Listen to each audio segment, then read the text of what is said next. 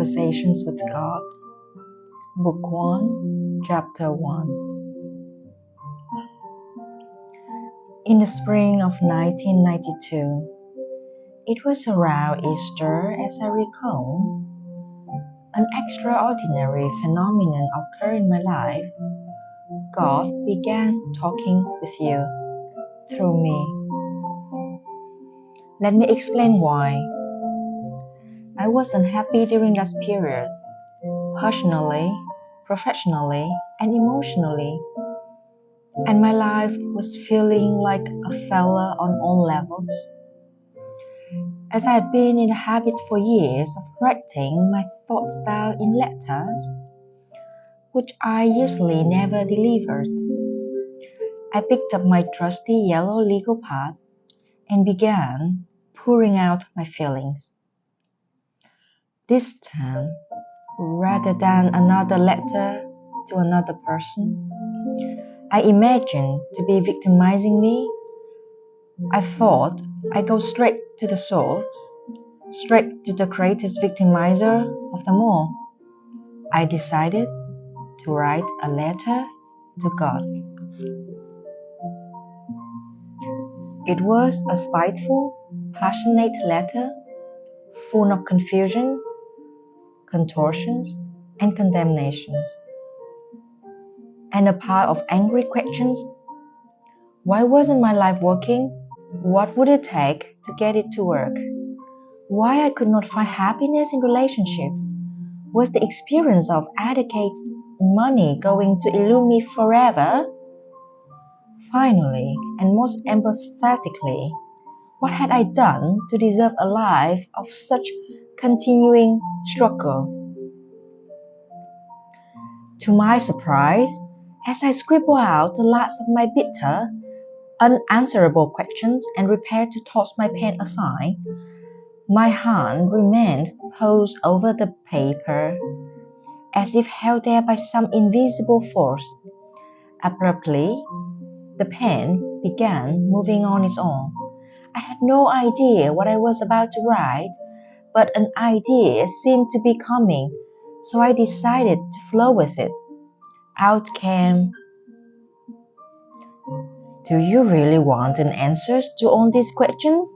Or are you just venting?" Interpretation most often misunderstood. And why is that? It is because of what words are. Words are merely utterance, noises that stand for feelings, thoughts, and experience. They are symbols, signs, insignias. They are not truth. They are not the real thing. Words may help you understand something. Experience allows you to know. Yet, there are some things you cannot experience. So I have given you other tools of knowing. And these are called feelings. And so too, thoughts. Now, the supreme irony here is that you have all placed so much importance on the Word of God, and so little on the experience. In fact, you place so little value on experience that when what you experience of God differs from what you have heard of God, you automatically discard the experience and own the words, when it should be just the way around. Your experience and your feelings about a thing represent what you factually and intuitively know about a thing. Words can only seek to symbolize what you know and can often confuse what you know. These, then, are the tools with which I communicate. Yet they are not the methods, for not all feelings, not all thoughts, not all experience, and not all words are from me. Many words have been uttered by others in my name. Many thoughts and many feelings have been sponsored by causes not of my direct creations. Many experiences result from this. The challenge is one of discernment. The difficulty is knowing the difference between messages from God and data from other sources. Discrimination is a simple matter with the application of a basic rule. Mind is always your highest thought, your clearest word, your groundest feeling. Anything less is from another source. Now, the task of differentiation becomes easy, for it should not be difficult even for the beginning student to identify the highest, the clearest, and the grandest. Yet will I give you these guidelines. The highest thought is always that thought which contains joy. The clearest words are those words which contain truth. The grandest feeling is that feeling which you can call love, joy, truth, love. These three are interchangeable and one always leads to the other. It matters not in which other they are placed. Having with these guidelines determine which messages are mine and which have come from another source. The only question remaining is whether my messages will be heeded. Most my messages are out. Some because they seem too good to be true. Others because they seem too difficult to follow. Many because they are simply misunderstood. Most because they are not received. My most powerful messenger is experience, and even this you ignore. Especially this you ignore. Your world would not be in its present condition were you to have simply listened to your experience. The result of your not listening to your experience is that you keep reliving it over and over again. For my purpose will not be thwarted, nor my will be ignored. You will get the message, sooner or later. I will not force you to, however, I will never coerce you. For I have given you a free will, the power to do as you choose, and I will never take that away from you ever. And so I will continue sending you the same messages over and over again, throughout the millennia, and to whatever corner of the universe you occupy.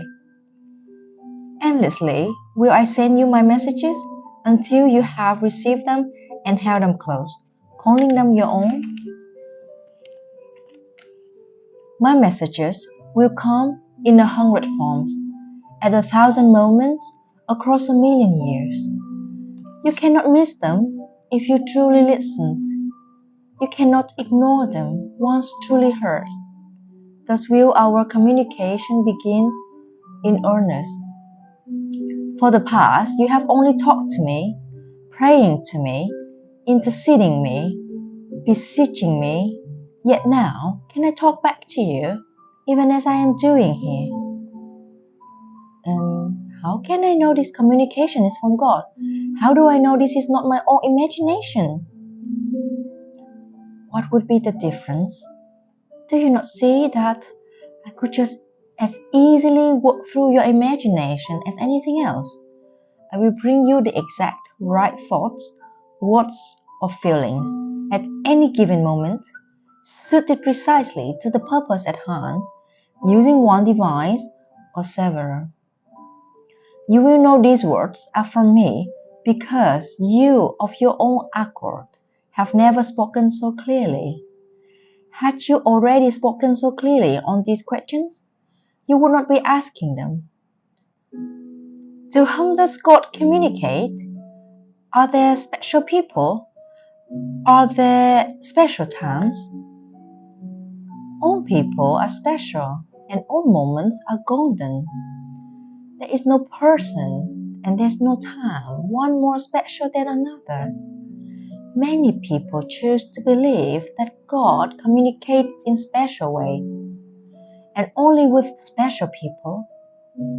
This removes the mass of the people from responsibility for hearing my message, much less receiving it, which is another matter, and allows them to take someone else's word for everything.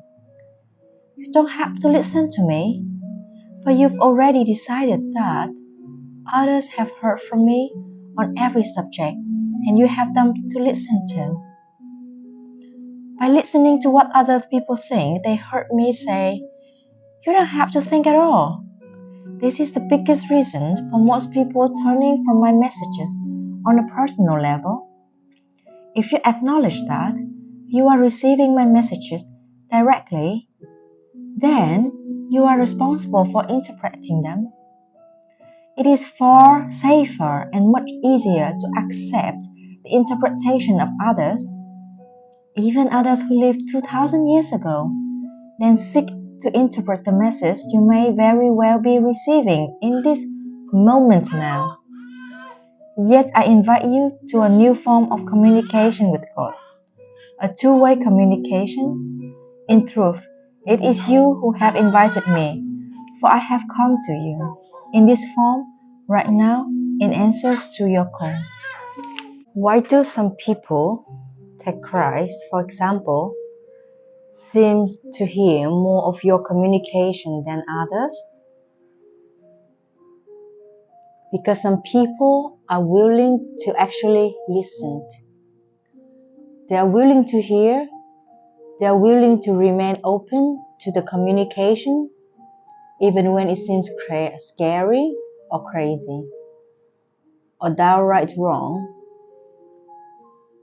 We should listen to God even when what's being said seems wrong, especially when it seems wrong. If you think you are right about everything, who needs to talk with God? Go ahead and act on that own, But notice that you've been on doing that since the time began. And look at what shape the world is in. Clearly, you've missed something. Obviously, there's something you don't understand.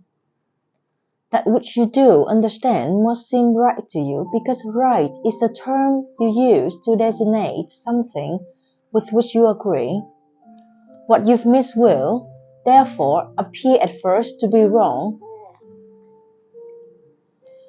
The only way to move forward on this is to ask yourself, what will happen if everything I thought was wrong was actually right? Every great scientist knows about this. When what a scientist does is not working, a scientist sets aside all of the assumption and starts over. All great discoveries have been made from a willingness, an ability to not be right. And that's what you need here. You cannot know God until you stop telling yourself that you already know God. You cannot hear God until you stop thinking that you already heard God. I cannot tell you my truth until you stop telling me yours. But my truth about God comes from you. Who said so? Others. What others? Leaders, ministers, rabbis, priests, books, the Bible, for heaven's sake. Those are not authoritative sources. They aren't? No. Then what is? Listen to your feelings. Listen to your highest thoughts. Listen to your experience. Whenever any one of these differ from what you've been told by your teacher or read in your books, forget about the words. Words are the least reliable purveyor of truth. There is so much I want to say to you, so much I want to ask. I don't know where to begin. For instance, why is it that you do not reveal yourself? If there really is a God, and you are it, why do you not reveal yourself in a way we can all understand? I have done so, over and over. I'm doing so again right now. No, I mean by a method of revelation that is incontrovertible, that cannot be denied, such as appearing right now before my eyes. I am doing so right now. Where? Everywhere you look. No, I mean in an incontrovertible way.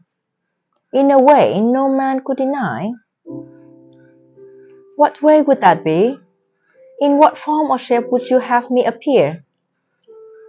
In the form or shape that you actually have. That would be impossible, for I have no form or shape, you understand? I could adopt a form or shape that you could understand, but then everyone would assume that what they have seen is the one and only form and shape of God, rather than a form or shape of God, one of many. People believe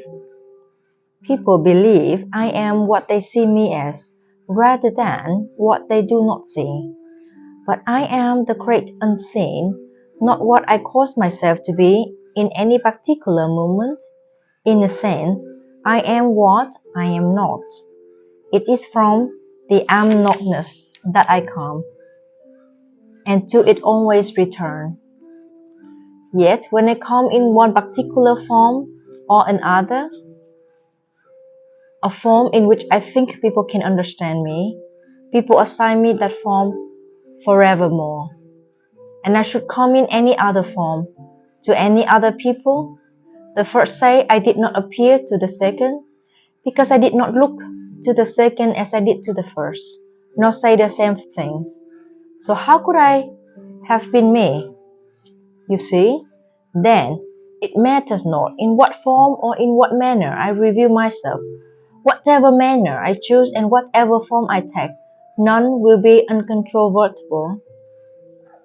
But if you did something that would evidence the truth of you, who you are beyond doubt or questions, there are still those who would say, it is of the devil or simply someone's imagination, or any cause other than me.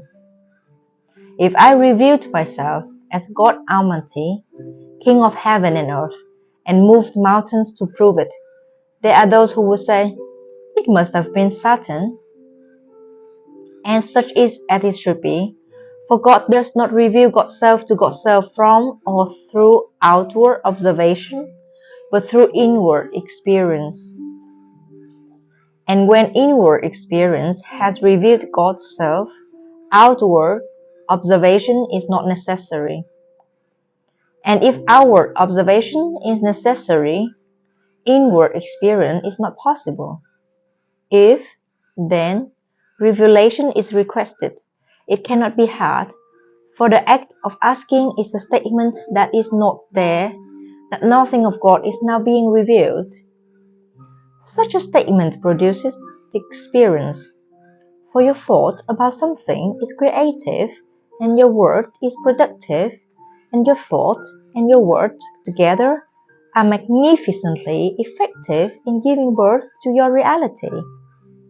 Therefore shall you experience that God is not now revealed, for if God were, you would not ask God to be. Does that mean I cannot ask for anything I want? Are you saying that praying for something actually pushes away from us? This is a question which has been asked through the ages, and has been answered whenever it has been asked. Yet you have not heard the answer, or will not believe it. The question is answered again in today's term and today's language. Thusly, you will not have that for which you ask, nor can you have anything you want. This is because your very request is a statement of lack, and your saying you want a thing only works to produce that precise experience wanting in your reality. The correct prayer is therefore never a prayer of supplication, but a prayer of gratitude.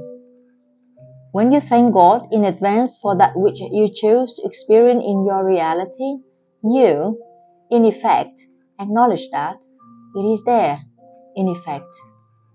Thankfulness is the most powerful statement to God, an affirmation that even before you ask, I have answers.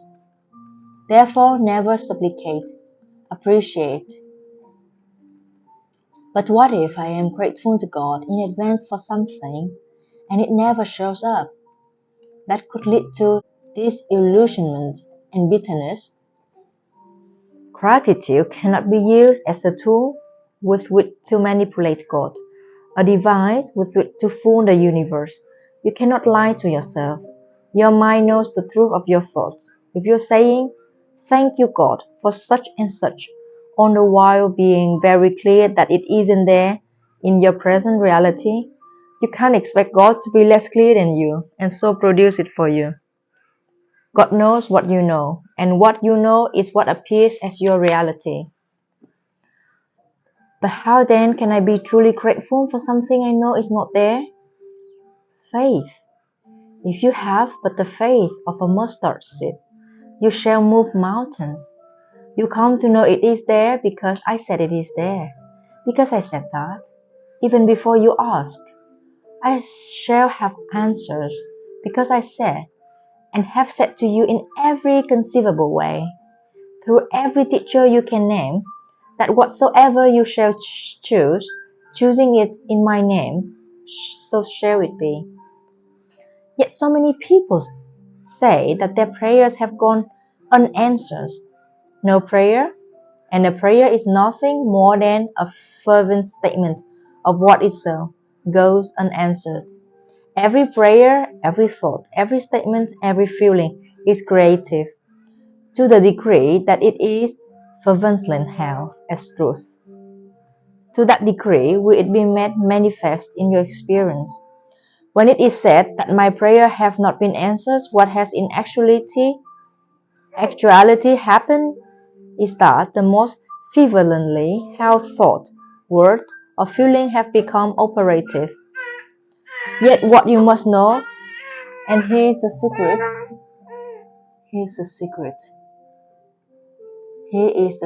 is that always it is the thought behind the thought, what might be called the sponsoring thought, that is the controlling thought.